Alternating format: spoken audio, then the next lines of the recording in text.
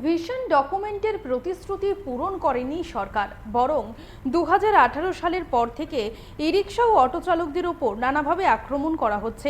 বহিরাজ্যের company এসে শ্রমিকদের কাছ থেকে হাজার হাজার টাকা লুট করেছে।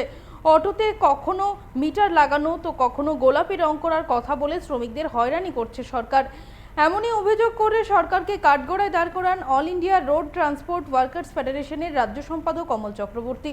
সোমবার সংগঠনের নেতাকর্মীরা শ্রমিকদের নিয়ে শহরে বিক্ষোভ মিছিল সংগঠিত করে। পরে পরিবহন দপ্তরের যুগ্ম কমিশনারের কাছে ডেপুটেশন প্রদান করা হয়। ই রিক্সা ও অটো চালকদের ক্ষেত্রে নিষেধাজ্ঞা প্রত্যাহার করে সংশ্লিষ্ট সকল পক্ষের সাথে আলোচনাক্রমে একটি গ্রহণযোগ্য সমাধানের পদ্ধতি বের করার দাবি জানান নেতারা। আমরা শুনবো ঠিক কি জানাচ্ছেন তারা। আপনারা জানেন আমাদের রাজ্যের যে বিজেপি সরকার, এই বিজেপি সরকার 2018 সালে প্রতিষ্ঠা হবার আগে তাদের ভিশন ডকুমেন্টে প্রতিশ্রুতি ছিল, আমরা যদি সরকারে আসি আগরতলা শহরের পরিবহন ব্যবস্থাকে ঢেলে সাজাবো। আমাদের যে আগরতলা শহরে ছোট যানবাহন বিশেষ করে অটো ই রিক্সা চলে, এগুলোকে আমরা একটা নির্দিষ্ট স্ট্রিমলাইন করব। বামফ্রন্ট সরকার করতে পারেনি, আমরা করে দেব, এটা তাদের ভিশন ডকুমেন্টে ছিল। কিন্তু আমরা লক্ষ্য করলাম এই সরকার প্রতিষ্ঠিত হওয়ার পর আমাদের সমাজের বিভিন্ন অংশের মানুষের উপর যে আক্রমণ নামিয়ে আনা হয়েছে, তার মধ্যে সবার আগে আক্রমণ নামিয়ে আনা হয়েছে আমাদের এই গরিব যারা অটো রিক্সা চালায়, যারা ই অটো চালায়, যারা ই রিক্সা চালায়, তাদের উপর আক্রমণ নামিয়ে আনা হয়েছে। কিভাবে?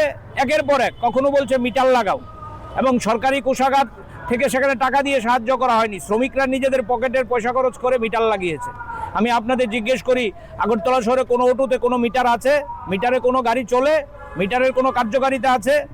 আমরা রাজ্যের মন্ত্রীর কাছে গেছিলাম, পরিবহন মন্ত্রীর কাছে, পরিবহন মন্ত্রী উত্তর দিচ্ছে আমার আমলে তো হয়নি, এটা তো অন্য মন্ত্রীর আমলে হয়েছে। সরকার তো একটা হাজার হাজার টাকা বাইরের কোম্পানি এসে লোড করে নিয়ে গেল আমাদের এই অটো শ্রমিকদের থেকে। এই যে তারা দাঁড়িয়ে আছে আমার সঙ্গে, সব অটো চালায় তারা, তাদের গাড়ির মধ্যে এই সেখানে মিটার লাগাতে বাধ্য করা হয়েছে।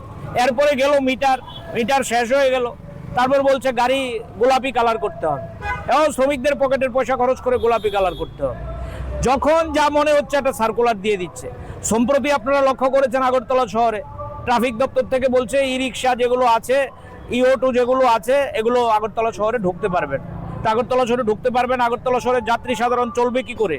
বাস গাড়ি আছে, টিআরটিসি আছে, ইলেকট্রিক গাড়ি সার্ভিস আছে। তারা তো বলেছিল আমরা সরকারে আসলে আগরতলা শহরে আমরা টাউন বাস চালু করব। কোথা থেকে চলবে? একটা আমতলী থেকে আগরতলা জিবি হাসপাতালে আসলে অটো ছাড়া কি করে আসবে? জিরানিয়া থেকে আসতে হলে কি করে আসবে, কি করে যাবে? ছাত্রছাত্রীরা কি করে যাবে? বয়স্ক মানুষ কি করে যাবে? একটা অদ্ভুত নৈরাজ্য পরিবহন ব্যবস্থা নিয়ে তৈরি হয়েছে।